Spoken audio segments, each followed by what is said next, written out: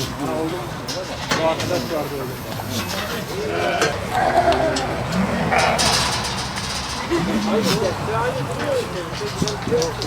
Böyle alayım.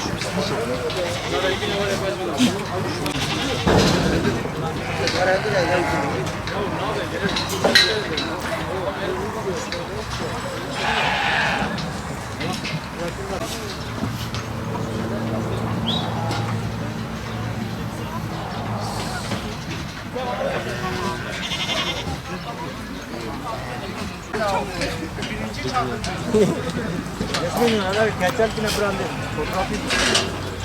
Ne abi o arkadaş hayvanların içine götür. Bak ona vereceğim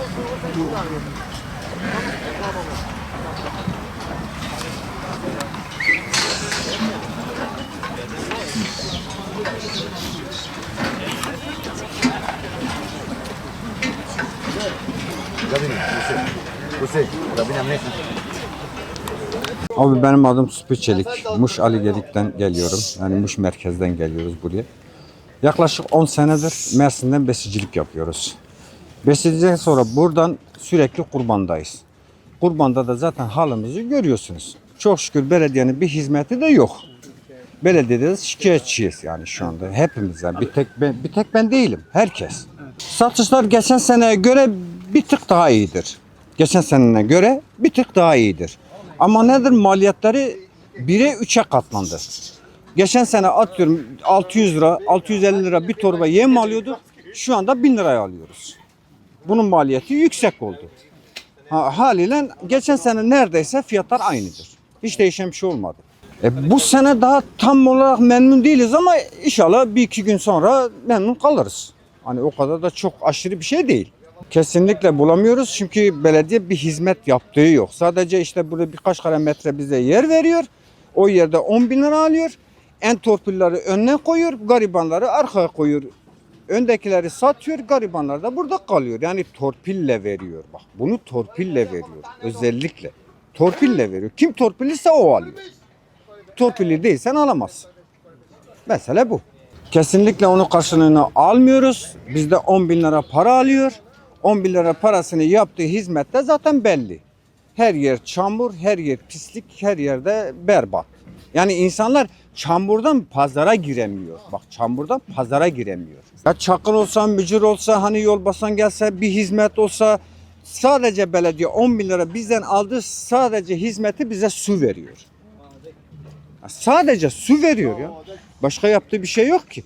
Biz bunu ne istiyoruz? Sabit bir yer istiyoruz. Temiz bir yer. Böyle insanın onuruna yakışacak bir şey olması lazım. Bir yer olması lazım. Yani bu insanlar mecbur mu bu çamurda buraya gidip gelmesine? Temiz bir yer, kapalı bir yer alsın. 10 bin lira değil 20 bin lira alsın. Eğer belediye yapamıyorsa da biz yapalım. Yer göstersin. Biz kendi imkanlarımızla yapalım. Belediye fakirdir. Belediye yapamıyor. Yani devlet fakirdir daha doğrusu. Biz kendimize yapalım. O yeri de göstermiyor. Bu çamuru da ister kabul edin ister kabul etmeyin meselesine getiriyor adam. İster kabul edin ister kabul edin. Biz ne yapacağız? Mecbur kabul edeceğiz. Başka kabul etmeyip de ne yapacağız? Yani başka bizim çaremiz mi var? Bekliyorum. Ben şahsen bekliyorum. Bu sene bekliyorum. Geçen seneye göre bir tık daha iyidir. Yani o fazla değil ama bir tık daha iyi gibi görünüyor. Nedir işte hava şartları biraz yağmurlu falan var. Kapalı yer olsa, beton olsa, güzel bir şey olsa kimse bunu geride kalmaz. Ama bu çamurda eğer yağmursa kimse gelmez. Geçen seneden daha berbat olur. Ama ne olur? O da Allah'ın işidir. Bilemeyiz onu. Deniz Kaya. Kurban Bayramı'na yaklaşırken şu anda satışlarımız hiç yok. Allah belediyeden razı olsun. 10 bin lira bizden para aldı. Çiftçinin yılda bir sefer Kurban Bayramı var. Yemin çuvalı 1 milyar. Biz bir yıl boyunca rezillik çekiyoruz bu malı yetiştirip satabilmemiz için, para kazanmamız, çoluk çocuğumuza bakabilmemiz için. Ama işte halimiz burada. Adım atacak yer yok. Hayvanımızı koyacak yer yok. Yani belediye 10 bin lirayı bizden ne için aldı? Ne amaçla aldı? Bu belediye buralara bir hayvan pazarı kurmayacaksa, çiftçiye bakmayacaklarsa niye bizden bu paralar aldılar? Hizmet sıfır kardeşim, çamur. Biz rezil olduk burada. Hayvanlarımız, biz bir yıldır baktığımız hayvanlarımız burada çöp oldu, rezil oldu. Satış yok.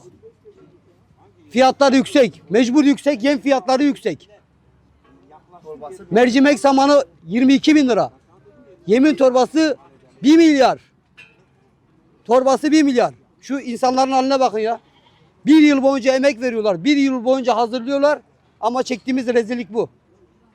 Bu sene hiç iyi değil kurban. Kurban satışlarımız hiç iyi değil bu sene. Masrafımızı kurtarmıyor.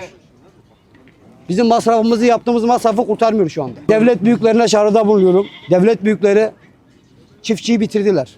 Hayvancıyı da bitirdiler. Yani bu işi yapmayın diyorlar kardeşim. Kapatın gidin artık bu işi yapmayın. Allah razı olsun, yurt dışından hayvan getirsinler, ihraç etsinler. Artık bu vatandaşın hayvanını yurt dışından mı ihraç ederler? Nereden ederler bilmiyoruz ama bizi bitirdiler Türkiye'de. Abi bizim tek istediğimiz kapalı bir alan. Yani başka hiçbir şey istemiyoruz. Mesela söylesinler ki 10 milyar mı 50 milyar verelim, sıkıntı yok. Sadece kapalı alan. Ya bu çamurun halini görüyor musun abi? Müşteri gelmiyor. Hani oradan geliyor çamur, geri dönüyor gidiyor. Yani hava şartları belli zaten. Bizden 10 lira almayı biliyorsun ama yer yapmayı bilmiyorsun.